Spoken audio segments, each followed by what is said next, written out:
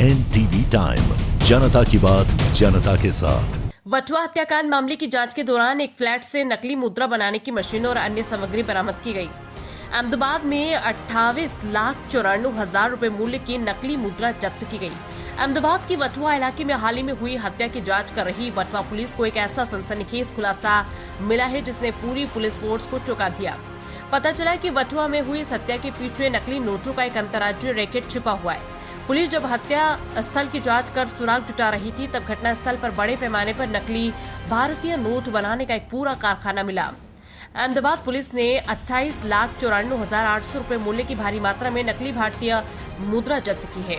वटवा police station और LCB zone 8 की team ने पुलिस आयुक्त, अतिरिक्त पुलिस आयुक्त और उप पुलिस आयुक्त जोन 8 के मार्गदर्शन में कार्रवाई की। जांच में पता चला कि आरोपियों ने भारतीय अर्थव्यवस्था को कमजोर करने की साजिश रची थी। वटवा पुलिस ने कारखाने पर छापा मारकर एक अत्याधुनिक लेजर प्रिंटर, लैमिनेशन मशीन, सुरक्षा धागा, आरबीआई द्वारा अंकित विशेष बटर पेपर, महात्मा गांधी की तस्वीर वाले वाटरमार्क और नकली नोट छापने के लिए बड़ी मात्रा में कच्चा माल जब्त किया।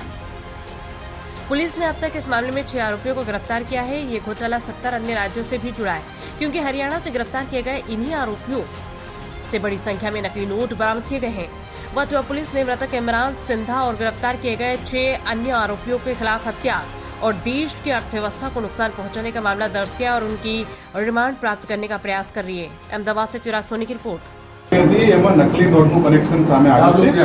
હત્યાની તપાસમાં કઈ રીતે આ સમગ્ર મામલો સામે આવ્યો અને આરોપીઓમાં કોનો શું રોલ? 27 મેના રોજે વટવા પોલીસને એક વર્દી આવી હતી કે કોઈ ફ્લેટમાં એક ડેડ બોડી જેવું મળે છે। વટવા પોલીસ ત્યાં ગઈ, માણસને આઈડેન્ટિફાઈ કરવામાં આવ્યો। એ માણસના જે ફ્લેટમેટ્સ હતા એની સાથે ફ્લેટમાં રહેવાવાળા જે બીજા 4 માણસો હતા, આ 4 માણસોની તપાસ કરીને વટવા પોલીસે એમને ઉત્તર ભારતથી પકડી પાડ્યા। અને આ તપાસ દરમિયાન જ વટવા પોલીસને ત્યાં એક નાનકડું એક ક્લુ જેવું મળેલું હતું કે એક કાગળ બળેલો જેવો હતો। એના પરથી વટવા પોલીસના ધ્યાન પર આવ્યું કે કદાચ આ નકલી નોટ હોઈ શકે છે। પછી આના આગળની તપાસ હાથ ધરવામાં આવી। ઝોનની એલસીબીની ટીમ અને વટવા પોલીસ આ બંને મળીને આ જે લોકોને પકડ્યા હતા, આ લોકો પાસેથી જુદી જુદી વસ્તુ અને એમના આજ દિન સુધીના કરેલા કામો આ બાબતની પૂછપરછ કરવામાં આવી। અને આ લોકો ત્યાં નકલી નોટો પ્રિન્ટ કરીને આ ડિસ્ટ્રીબ્યુશન નેટવર્ક ચલાવતા હતા। ઇમરાન સિંધા નામનો જે વ્યક્તિ મરણ ગયો છે, આ ત્યાં કમલેશ પટેલ નામનું એક ફોટોશોપ આધાર કાર્ડ બનાવીને રહેતો હતો।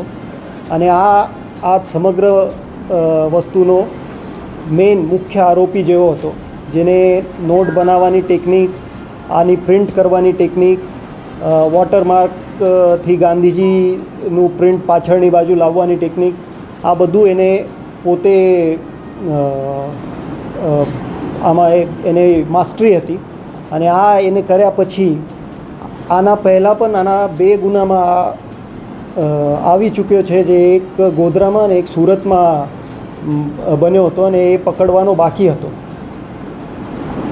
આ માણસે આ નોટ બનાવવાનું કાવતરું પછી અમદાવાદમાં શિફ્ટ કર્યું અને અમદાવાદમાં શિફ્ટ કર્યા પછી આ કામ માટે એને જે મદદની જરૂરિયાત હતી એના માટે એક એક કરીને એને આ 4-5 છોકરાઓને રિક્રૂટ કરેલું હતું।